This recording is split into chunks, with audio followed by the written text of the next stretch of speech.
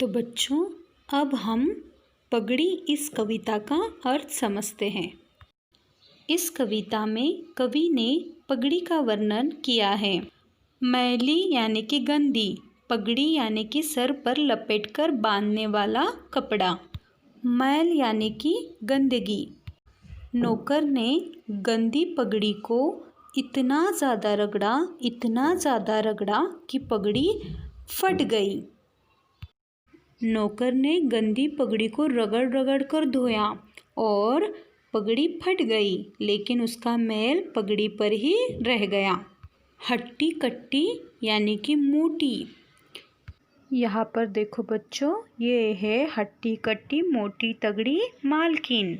पगड़ी को देखकर मालकिन नौकर से इतनी झगड़ी,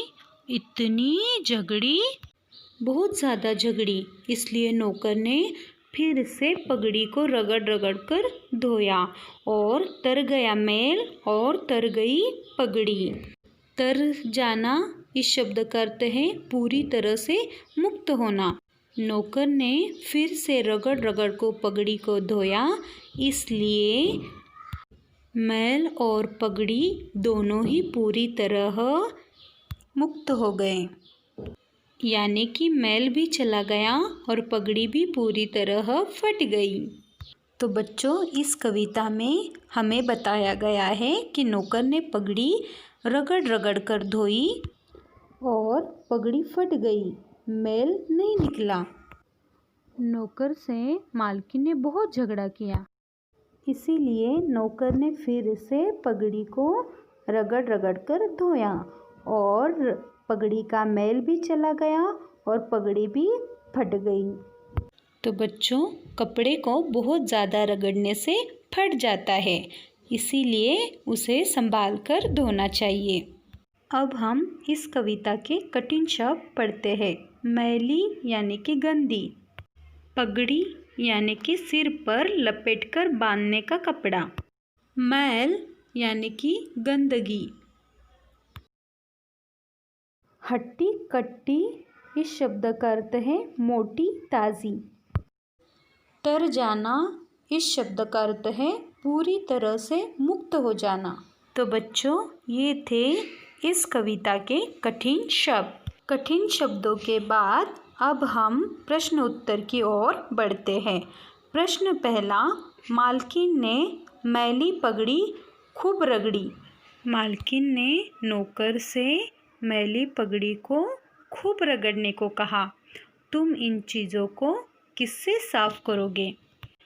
कागज़ को। तो बच्चों, जब हम कागज़ पर लिखते हैं तो हम उसे इरेज़र से साफ करते हैं, यानी कि रबड़ से।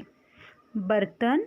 तो बच्चों, बर्तन धोने वाले साबुन से हम बर्तन को साफ करते हैं।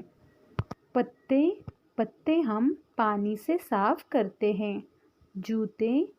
जूते हम जूते के ब्रश से साफ करते हैं। दांत हम ब्रश से या फिर दंत मंजन से साफ करते हैं। अगला प्रश्न, पगड़ी को खूब रगड़ा तो पगड़ी फट गई। बताओ, इनको खूब रगड़ोगे तो क्या होगा? कागज़। तो बच्चों, जब आप कागज़ पर रबड़ से ज़्यादा रगड़ते हो तो क्या होता है? लिखा हुआ मिट जाता है, लेकिन साथ ही साथ बहुत ज़्यादा रगड़ने से कागज़ फट जाता है। बर्तन को ज़्यादा रगड़ने से वह एक तो चमक जाएगा या फिर बहुत ज़्यादा रगड़ने से वह घिस जाएगा। जूते बहुत ज़्यादा रगड़ने से फट जाएंगे। स्वेटर भी बहुत ज़्यादा रगड़ने से फट जाएगा। फर्श को ज़्यादा रगड़ने से फर्श का मैल निकल जाएगा और फर्श चमक जाएगा।